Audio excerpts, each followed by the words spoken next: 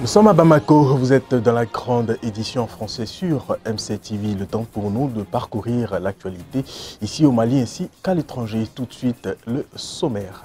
Dans l'actualité, nous parlerons des vœux du nouvel an du président de la République, son Excellence M. Ibrahim Boubacar Keïta, qui a reçu les traditionnelles, bien sûr, familles fondatrices de Bamako, également la presse, les confessions religieuses et les forces vives de la nation. Le point complet dans quelques instants. Également, l'UNTM a entamé une grève de 72 heures. La plus grande centrale syndicale du Mali est en grève de 72 heures à partir de ce jour. Plus de précisions dans quelques instants. Merci de nous rejoindre dans la grande édition française sur MCTV. Comme annoncé tantôt, le chef de l'État, son Excellence M. Ibrahim Boubacar Keïta, a reçu hier après-midi les vœux de Nouvel An des familles fondatrices de Bamako, également des hommes de médias, des confessions religieuses, sans oublier les forces vives de la nation. La cérémonie a eu lieu dans la salle des banquets de Koulouba en présence du chef du gouvernement, des présidents des institutions, des membres du gouvernement et des proches collaborateurs du président de la République. Le point avec Amadou El Konari, Baba Iwatara. Le président Ibrahim Boubacar Keïta, entouré des membres du gouvernement et des présidents des institutions, vient encore une fois de plus de respecter une tradition en présentant ses vœux aux familles fondatrices de Bamako, aux leaders religieux et à la presse nationale.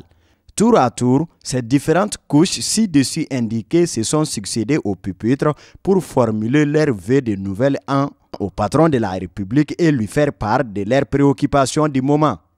Distingués invités, que la paix soit avec vous. La fin de l'année et le nouvel an offrent l'occasion de sacrifier à une excellente tradition, celle de la présentation de vœux.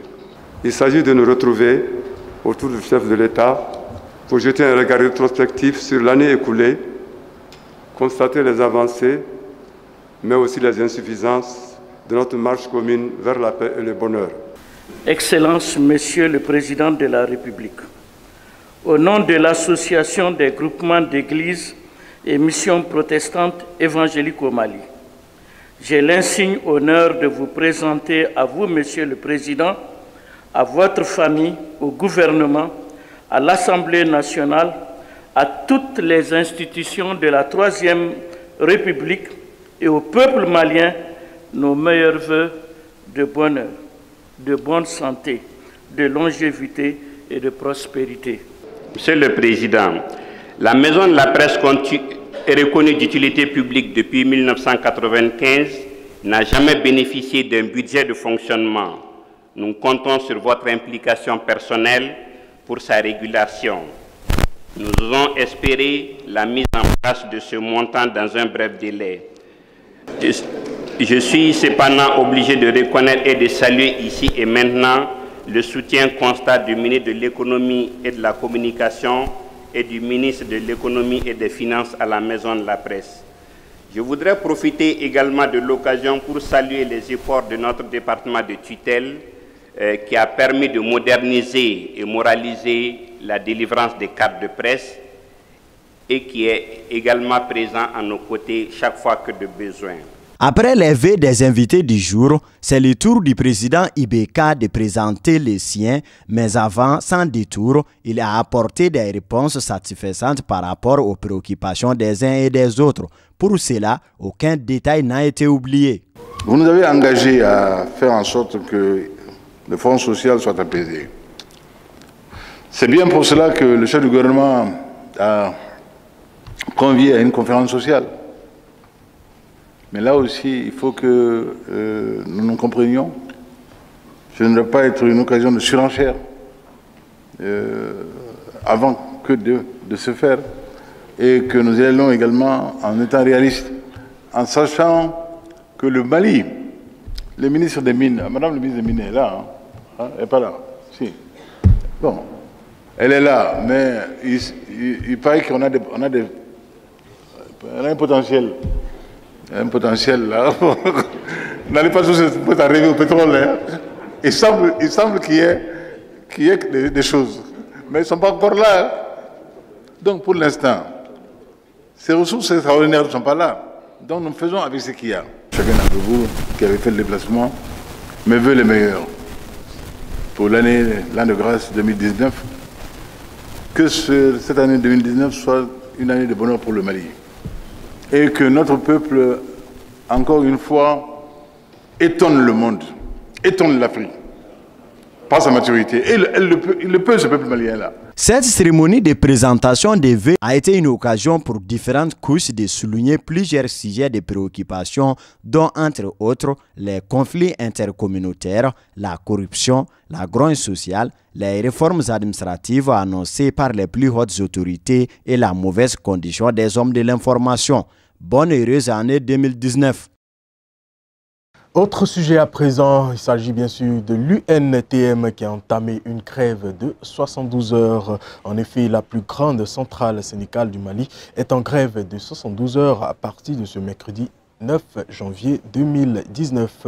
Faute d'accord à l'issue des négociations engagées depuis peu au sujet de ces revendications, l'UNTM a choisi de mettre en application son préavis de grève. À propos, les uns et les autres se prononcent. Ils sont au micro d'Amadou Achtiara. En réalité, il n'y a pas eu de négociation comme telle, tout ce qu'il faut dire. Nous avons vraiment 12 points de revendications qu'on a mis sur la table du gouvernement. Et la loi dit du dépôt de préavis au déclenchement de la grève, il faut observer 15 jours. Et pendant ces 15 jours, on doit s'asseoir, discuter et aboutir vraiment à un résultat. Quels que soient les résultats, positifs ou négatifs. Mais malheureusement, ça n'a pas été le cas cette fois-ci. Parce que nous avons déposé les préavis les 19. Il a fallu attendre le 7 janvier pour qu'on aille dans les négociations. Soit plus de 15 jours après. Et on rentre dans les négociations juste pour vraiment moins de 48 heures. Et nous sommes déjà, les bureaux exécutifs a dit à la commission, nous n'allons pas dépasser les derniers jours. Et vraiment, on était dans nos droits de nous retirer puisque ça a été posé en question préjudicielle. Avant même vraiment que les débats ne commencent autour des cas des revendications. Donc voilà la réalité. Et ils ont commencé pratiquement toute la journée, les premiers jours, c'était sur les premiers points, qui ne devaient même pas faire l'objet de discussion parce que c'est la mise en œuvre qui est demandé. Pourquoi? Ce qui a été un accord entre nous depuis 2014, aujourd'hui c'est pas mis en œuvre. Qu'on nous dise vraiment, voilà pourquoi ça n'a pas été mis en œuvre. On a des réactions contraires, on va le dire, mais ça fait l'objet d'un autre débat, il y a ceci, il y a cela. Jusqu'à nous demander encore à apporter des preuves, alors qu'on avait donné toutes ces preuves auparavant à l'État. C'est-à-dire, les messages, je veux dire vraiment, nous avons les regrets quand même de constater, nous sommes en face vraiment d'un gouvernement qui disent de plus en plus vraiment ne se préoccupe pas trop des problèmes des travailleurs. Lorsque vous faites l'état du nombre de préavis de grève déposés, vous allez vous rendre compte. Des accords sont signés, après c'est déposé dans les tiroirs, la mise en œuvre, on s'en fout. À chaque fois qu'on pose un problème, soit il n'y a pas un conseil pour traiter tel sujet ou tel dossier, ou je ne sais pas, non. L'État, c'est vraiment la puissance. Sur un tout autre plan, le gouvernement à la barre de l'Assemblée nationale au sujet de l'insécurité grandissante au centre du Mali. La représentation nationale a interpellé M. le Premier ministre et son gouvernement pour en savoir davantage. C'était ce lundi 7 janvier 2019. Là-dessus, les avis des hommes et des médias sont divergents. Amadou H. Tiara. L'interpellation du Premier ministre avant-hier à l'Assemblée nationale, moi je pense que c'est une interpellation qui est la bienvenue parce qu'aujourd'hui on constate une recrudescence de l'insécurité dans les régions nord du pays et du centre, surtout dans la région de Mopti. Tout récemment, il y a eu un massacre massif de la communauté Peul ou des Peul dans cette région. Qui a fait aujourd'hui qu'il y a vraiment une grande mobilisation de tous les Maliens autour de ce problème-là. Maintenant, les solutions qui ont été proposées par les premiers ministres, à savoir un processus de DDR suivi de financement des projets et un désarmement par force des milices, moi je pense que c'est bien, c'est des bonnes solutions. Mais il faut que les populations à la base soient impliquées, en tout cas dans toutes ces démarches. Tant que les populations à la base ne sont pas impliquées dans toutes ces démarches-là, en tout cas, ça serait des démarches vouées à l'échec. Il ne faut pas que les plus autorités du pays, ou les autorités du pays, parce qu'ils veulent que ça soit comme ça, et qu'ils se lèvent pour aller sur le terrain, appliquer leurs idées, moi je pense que ça ne marchera pas comme ça. Nous parlons de l'actualité nationale, mais il y a également l'actualité internationale qui nous intéresse. Faisons-la ensemble avec Fatoumata Kamara. La Gambie veut panser ses plaies près de 2 ans après le départ de Yahya Jammeh. Le pays a lancé ce lundi une commission vérité, réconciliation et réparation chargée de faire la lumière sur les violations des droits de l'homme commises sous le régime de l'ancien chef de l'État. Les 11 membres de la commission ont prêté serment lors d'une cérémonie en présence du président Adama Barrow. L'institution dispose de pouvoirs d'enquête et pourra, au terme de ses travaux dans 2 ans, recommander des poursuites ou des réparations. Les défenseurs des droits de l'homme accusent le régime Jammeh d'actes systématiques de torture contre des opposants et des journalistes, d'exécutions extrajudiciaires, détentions arbitraires et disparitions forcées. Mais un éventuel jugement de Yahya Jammeh, actuellement en exil en Guinée équatoriale, paraît hors de portée de cette commission.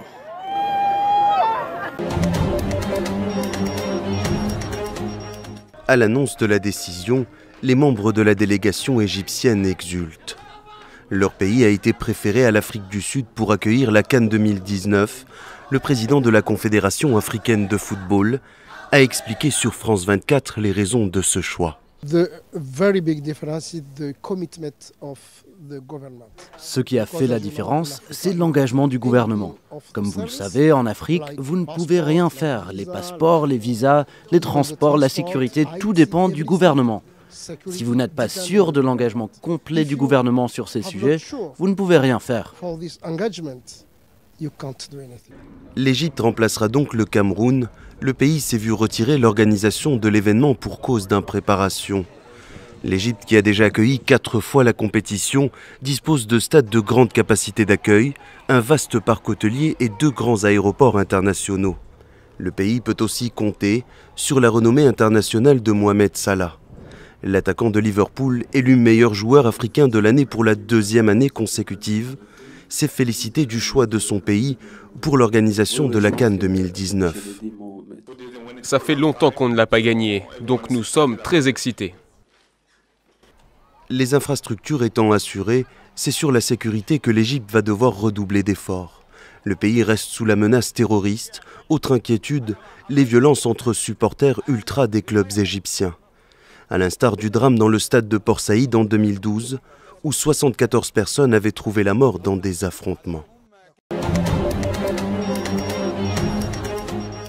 Nous ne pouvons terminer cette édition sans parler bien sûr de sport. Il s'agit bien sûr de l'Égyptien Mohamed Salah, joueur évoluant en Angleterre avec l'équipe européenne de Liverpool qui remporte son second ballon d'or après celui de 2017. La cérémonie de remise s'est déroulée ce mardi 8 janvier 2019 au Sénégal. Lors de cette cérémonie, l'Égypte a été également désignée pays organisateur de la CAN 2019. Ce mardi, la capitale dakaroise a vibré au rythme des talents du ballon rond. En effet, la cérémonie qui désigne le meilleur joueur africain s'est déroulée là-bas. Lors de cette rencontre, on notait la présence d'une pléthore de personnalités, en commençant par le président de la République du Sénégal, son Excellence Macky Sall, accompagné par le président de la Fédération internationale du football, Gianni Infantino, en présence du président de la Confédération africaine de football, Ahmad Ahmad, et plusieurs gloires du football africain. Au titre des récompenses, nous pouvons citer entre autres la désignation du jeune marocain Achraf Hakimi comme meilleur espoir. Le trophée de la meilleure équipe féminine est revenu au Nigeria, pendant que le Madagascar s'adjuge le trophée de meilleure équipe masculine, et c'est là grâce à leur première qualification lors d'une phase de poule de la Coupe d'Afrique des Nations qui pointe à l'horizon. Après ces différentes remises, le moment tant attendu était le prix du meilleur joueur africain en 2018. Comme l'année précédente, le trio était composé de l'Égyptien Mohamed Salah qui évolue à Liverpool en Angleterre, en compagnie de son coéquipier en club, le Sénégalais Sadio Mané, et le Gabonais d'Arsenal, Pierre-Emerick Aubameyang. Pour la 2e année consécutive, Mohamed Salah remporte le ballon d'or africain devant Sadio Mané en 2e position et Pierre-Emerick Aubameyang ferme la marche. Rappelons que ce soit au chapitre des récompenses individuelles ou collectives, aucun joueur malien n'y figure. Notons que Salah, déjà vainqueur en 2017, a rallié le set très fermé des joueurs africains ayant gagné le titre plusieurs fois d'affilée, comme le Sénégalais El Hadji Diouf 2001-2002, le Camerounais Samuel Eto'o 2003-2004 et l'Ivoirien Yaya Touré 2011-2012. Malheureusement, nous n'avons pas eu de représentants maliens lors de ces cérémonies distinctives, mais espérons que les années à venir, nos joueurs seront également primés. J'ai été ravi de passer ce moment en votre compagnie. Nos programmes continuent toujours sur notre page streaming www.mctv.ml, également notre page Facebook MCTV et notre page YouTube MCTV Live. Je vous souhaite excellente soirée à tous et à toutes. Bonsoir.